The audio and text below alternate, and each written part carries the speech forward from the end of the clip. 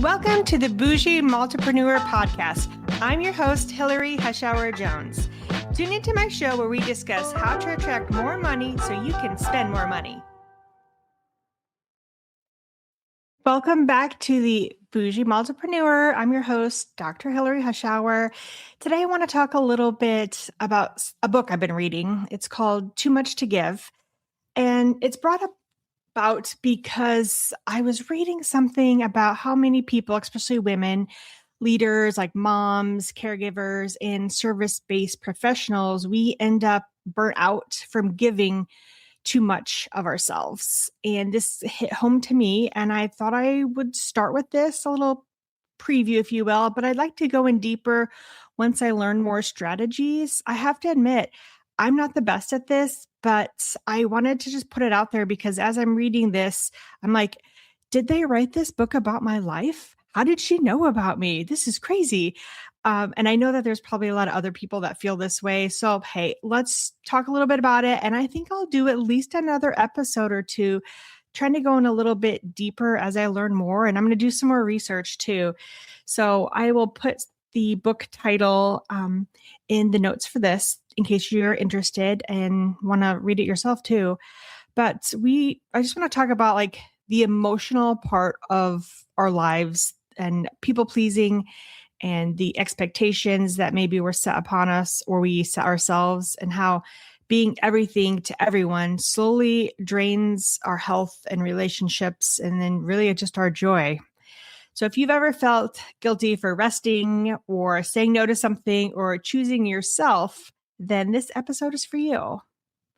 So women aren't burnt out because they're weak. They're burnt out because they're strong for too long with no support and no boundaries. When I read that, I thought, boundaries? What do you mean? I feel like I have boundaries. As I've been looking into this, I realize the not understanding boundaries is in fact a problem. So I laugh out loud to this stuff because, again, as I read this, I think, did she write this book about my life? But hopefully you will get some info with this short podcast. But so women carry like the emotional load at home, right? Well, most of us. If you run a business or have a career, kind of like I do, you're doing that also simultaneously. You are caring maybe for your patients, your clients, teams, your kids, your parents, maybe. And you might feel guilty if you're resting or you take a day off or you lay around. And you maybe feel resentful, but you don't really know why. So if this can tie into your role, it does mine as a chiropractor, business coach, a mom, a wife. I do see this daily, and it's really like bringing it more to light lately for some reason. I don't know. But burnout isn't just mental. It can show up physically too. And that's something that I was reading and I thought, so we'll get into that. But for me, it was really the sleep aspect. So I feel like women are conditioned to be helpful, be nice, be accommodating. Don't be too much though. Don't disappoint anyone, right? And then overgiving might look up like we're saying yes to everything when we really want to say no. We want to just sit at home, or we take responsibility for other people's emotions. Like we have to do something for someone or else they're going to be upset or mad. And we are the reliable one all the time. We're there for you. We're there for this and that. Or we're over explaining boundaries of why we need to do this. It was only because of XYZ, and we might try to fix things that no one really asked us to fix. We just inherently think we need to, right? When giving becomes a problem is when it comes from fear instead of choice. So for instance, if you're giving and giving because you fear rejection, you fear a conflict with the other person, or you're a fear of being seen as selfish, or maybe even letting someone down. Burnout can show up in us emotionally and physically, such as like chronic fatigue or neck and shoulder tension, headaches, digestive issues, hormonal imbalance, brain fog, anxiety or irritability, and just generally like losing the joy in things that you once loved. So something that I might hear from my patients is that I don't know what I want anymore, or I'm tired, but I just can't rest. Everyone needs something from me, or I feel invisible.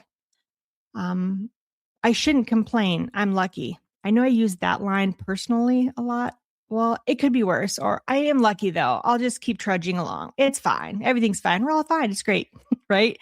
But our nervous system doesn't know the difference between emotional overload and physical danger. So that hits hard when we think about we're trying, especially me as a chiropractor, I'm trying so hard to stay healthy, but me doing some of this and saying some of this is, really affecting physically too. And like I was saying earlier, I think it really affects my sleep mostly that I've noticed. But as I get going into this, I'm sure I will dig up a whole bunch of stuff and a whole bunch of childhood memories. So stay tuned. um, in this book, it really talked about like the difference between giving and self-abandonment.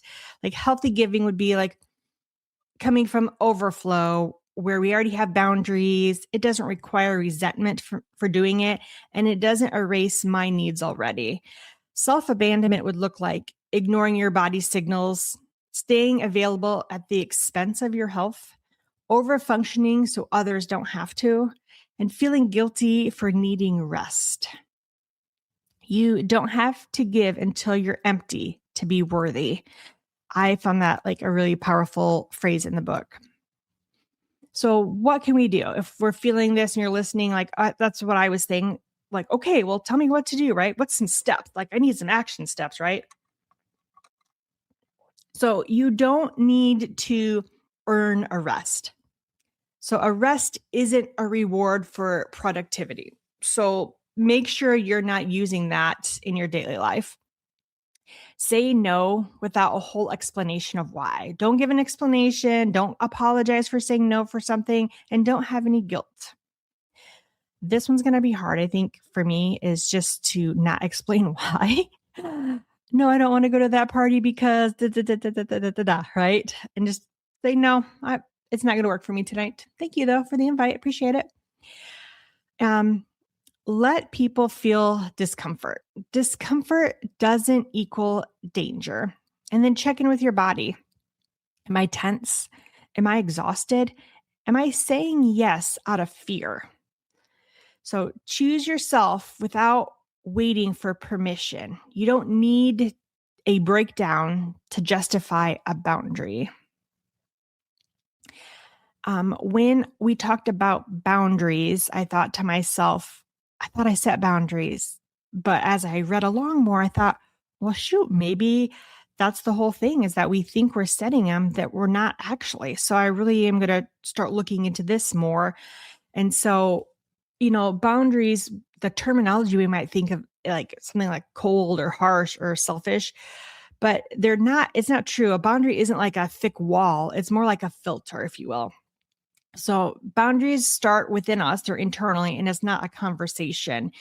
We just need to ask ourselves, like, do I feel tight in my chest or shoulders? Am I immediately annoyed or resentful from this?